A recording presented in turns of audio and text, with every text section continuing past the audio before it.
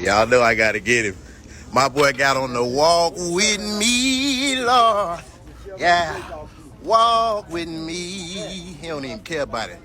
I said, walk with me, Lord. You're on a first date. The guy shows up wearing those. What is your honest reaction? No lying. I'm a hot little potato right now. Remember when Crazy Rich Asians came out? Gosh, that was a fantastic movie. But actress Constance Wu attempted suicide after some backlash. Dave Coulier revealed his reaction when he first heard You Oughta Know by Alanis Morrisette in the 90s, which is about him, by the way. It appears that this popular MTV reality show may be going back to its original format, and Elon Musk's dad just had a baby with his stepdaughter. We stand a family man, I guess. I'm AlexClark, and this is POPlitics.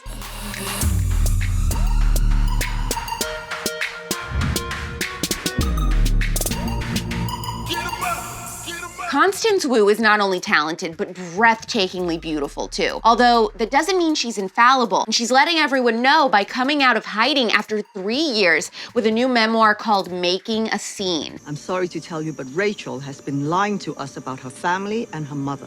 What are you talking about? I hired a private investigator to look into her past. She said her father passed away in China, but that's not true. Your mother's husband is very much alive. What was she hiding from? The backlash she received in 2019 when she tweeted some really bizarre stuff after finding out her show Off the Boat got renewed. When the news came out, she tweeted, "So upset right now, I'm literally crying. Ugh, F and effing hell." She even responded to someone on Twitter saying that Fresh Off the Boat getting renewed was great news. Wu tweeted back, "No, it's not." Eddie, I just don't understand you. The music you listen to, the way you talk, your clothes. Buttoning the top button and letting the rest flap out like a cape. That's called being a G, Mom. She got raked over the coals for that comment because clearly it came off mean, ungrateful, and just downright unlikable. And then she went into hiding for 3 years and didn't post on social media. She basically had her Taylor Swift reputation era, and now she is back to defend her reputation with this memoir, which reveals that she ended up attempting suicide from that backlash. She said, "I felt awful about what I'd said, and when a few DMs from a fellow Asian actress told me I'd become a blight on the Asian American community, I started feeling like I didn't even deserve to live anymore, that I was a disgrace to ASAMs and they'd be better off without me. Looking back, it's surreal that a few DMs convinced me to end my own life, but that's what happened. Luckily, a friend found me and rushed me to the ER." I'm looking forward to this book. The cover is sickening, like in a good way. I definitely don't have the greatest impression of her, but I'm a huge sucker for celeb memoirs, so we'll see if this changes that. "Hey, Mom, I'm home. Just gonna get a jump in my homework. Love you." You love me? What are you hiding? Nothing. There used to be a time when we had 90s music stations on the radio, and those were the best times. I freaking love 90s music. I think that's probably why I loved Little Fires Everywhere so much. The soundtrack was just chef's kiss. That's the difference between you and me. I would never make this about race. Okay, that was a sidebar, but speaking of 90s music, Dave Coulier revealed on SiriusXM's Faction Talk his initial reaction to hearing Alanis Morissette's Grammy Award-winning You Oughta Know, which, of course, is about him. Now, she won't admit it, but everyone knows, including him. If you didn't know, now you know. Here's the story. I'm driving in Detroit, and I've got my radio on, and I hear the hook for You Oughta Know come on the radio, and I'm like, wow, this is a really cool hook. And then I start hearing the voice. I'm like, wow, this girl can sing. And I had no idea, that this was the record.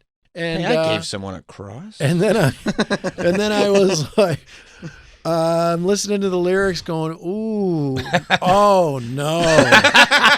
Oh, I can't be this guy. And I went to the record store, bought the CD, and I went and I parked on a street and I listened to the whole record, and there was a lot of familiar stuff in there that her and I had talked about, like your shake is like a fish. I'd go, hey, dead fish me, and we'd do this dead fish handshake. And so I started listening to it, and I thought, ooh, I think I may have really hurt this woman.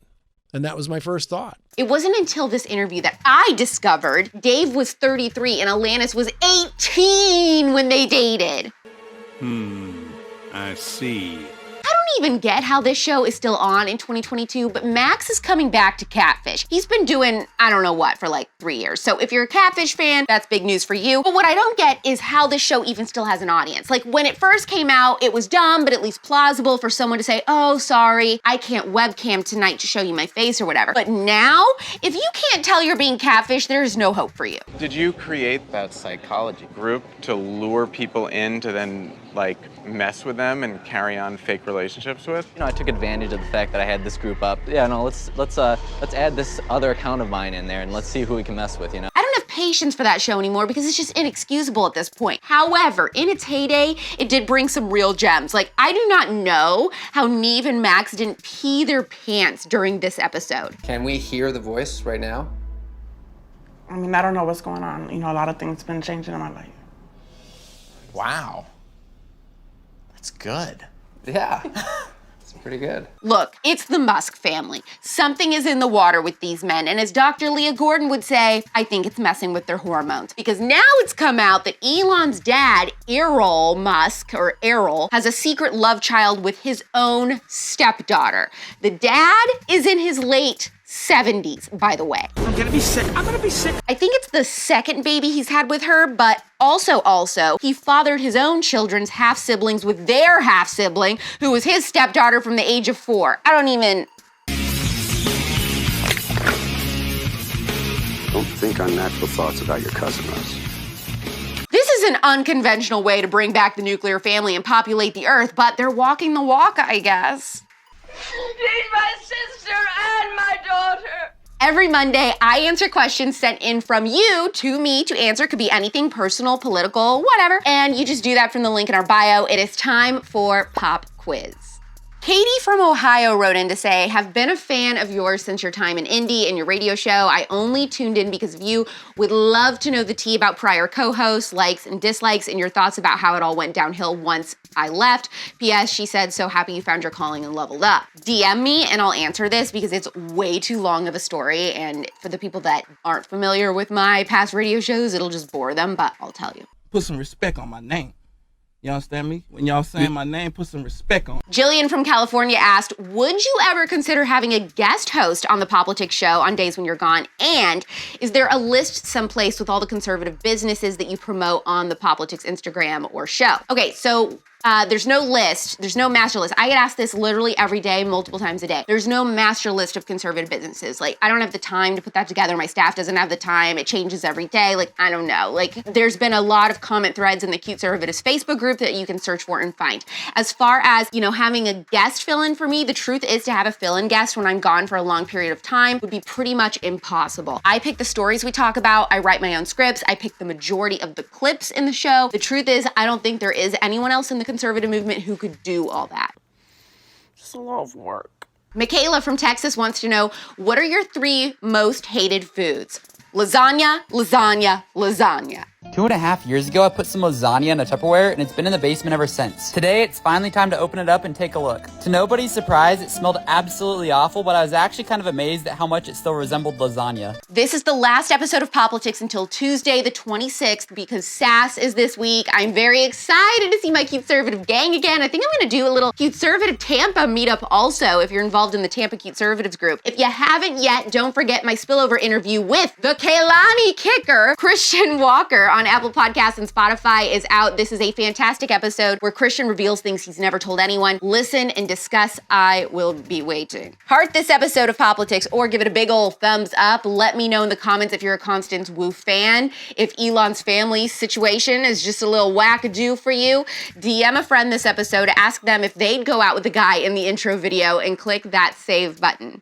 Remember, POPlitics is back Tuesday the 26th at 4 p.m. Eastern, 1 p.m. Pacific, and I better see you at SAS. It's pop culture without the propaganda every single day. I'm AlexClark, and this is POPlitics. Clearly, POPlitics is best served visually, but you can also listen to POPlitics if you just want the audio. Subscribe to us anywhere you get your podcasts: Apple, Spotify, iHeart, TuneIn, and more. Also, make sure that if you are listening to the podcast version, you leave us a 5-star review. And don't forget, subscribe to POPlitics on YouTube.